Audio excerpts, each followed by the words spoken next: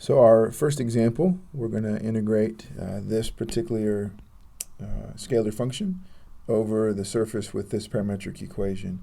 And I did want to point out to you something with the notation that I don't think I made, that I brought to your attention in the last video, and that is we use a big S here. So when we're doing surface integrals of scalar functions, we put a big S. When we're doing, let me scroll up, when we're doing line integrals of scalar functions, we do a little s. So that's a little s because it's c little s line integral.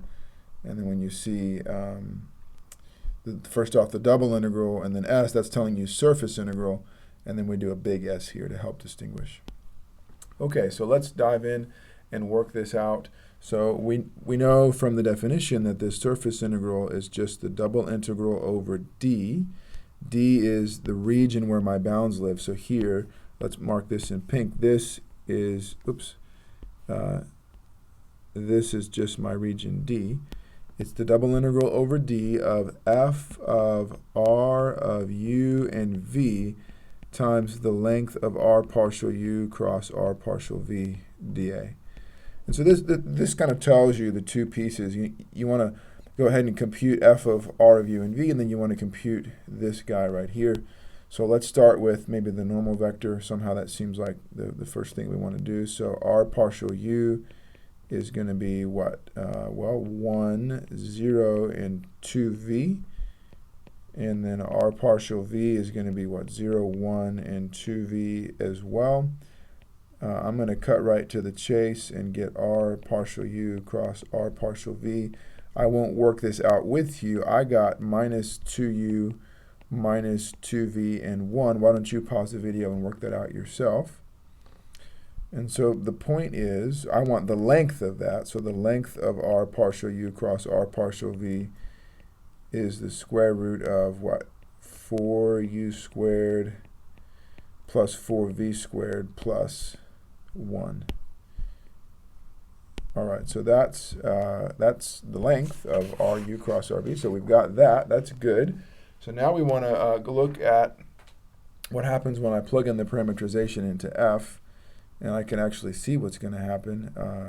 I just only have to plug in what z is. Z is u squared plus v squared. So it should be clear to you that f of r of u and v is just 1 minus u squared plus v squared. And so what that means is this integral that we're computing, let's go ahead and copy it and plop it right here, this integral, maybe we'll make it a sentence, so we'll say, so this integral becomes the integral over d of, well, 1 minus u squared minus v squared times the radical 4u squared plus 4v squared plus 1 dA. And now, at this point, I've switched this integral entirely in terms of u and v. D is just going to be whatever the bounds are. D is the region in which u and v are allowed to roam. So I can see that I'm working over u squared plus v squared less than or equal to 1. That's just the unit circle. So I'll draw a little picture over here in the UV land. That sounds like summer. So over here, I get a picture. Oops, it disappeared. There we go. I get a picture, and I will make this the u-axis and this the v-axis, and I just want the unit circle. That's what my d is. This is d. So maybe I'll move that up here. There we go. Okay, so I'm inspired to switch to polar. So this integral is going to become the integral. I'm going to switch this thing to polar. So I'll put the bounds on later, but this is just going to become, right here is going to be 1 minus r squared. So I get a 1 minus r squared. This is going to become, let's see, there's a u squared plus v squared, pop out a 4, so 4r squared plus 1. So this guy times radical 4r squared plus 1, and then we're going to get an extra r dr d theta. R, of course, goes from 0 to 1. Theta goes from 0 to 2 pi. And so when you work this out, I'll just tell you that you're going to get pi times 25 root 5 minus 11 all over 60. And I would encourage you to work that out yourself. Okay, so a lot of times in this chapter, in this section, students want to know, like, what does this mean?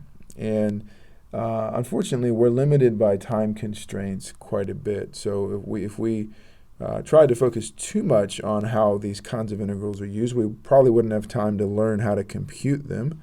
On the other hand, it's nice if you have some sense of how these are used. And so I wanted to make a quick comment of one way that you can interpret surface integrals of scalar functions. There are lots and lots of applications in many different fields. Think engineering, think physics, think electrical engineering. But I wanted just to show you one. So if our function, and I'm just going to think about our previous example. In the previous example, our function, our scalar function, was 1 minus z. And so if we knew that that was actually a density function, if this actually represented the density of the surface S at a point x, y, z, then the surface integral of the density function is just the mass of the surface. And so that's just one way that you can interpret these kinds of integrals.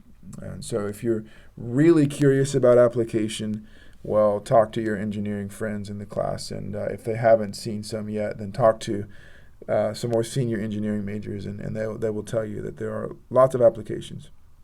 So let's break this video here. We'll do another example, and then we'll keep going.